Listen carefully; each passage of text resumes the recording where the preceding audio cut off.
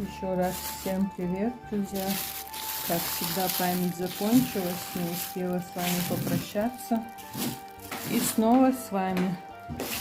Вот мы сразу отделили косточки, вернее мясо на косточках, ребрышки, шарёшь? Грудинка. Не разбираюсь я в мясе.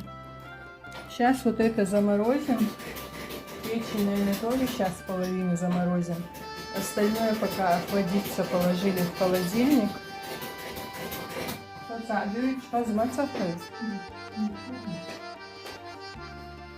Печень дающие, а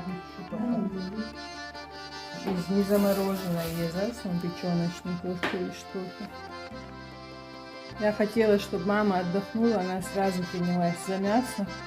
Дальше будет отдыхать, наверное. Вечером или завтра с утра будем делать фарш, потом какие-то кусочки нарежем на маленькие куски, оставим для плова, ну или там, не знаю, для какого-нибудь блюда. Девочки, печень разрезали на 4 кусочка, полностью очищать не стали.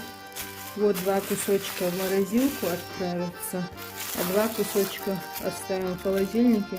Может быть, завтра или пожарим, или что-нибудь приготовим. Я люблю печеночные оладики.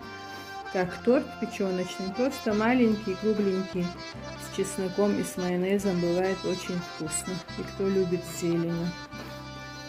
Сегодня будем что-нибудь еще с мясом делать? Все, тогда я с вами пока прощаюсь. Вот этот жир куда девать? Замораживать?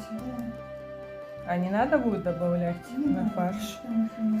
Тогда это тоже я переложу в маленький пакет и заморожу.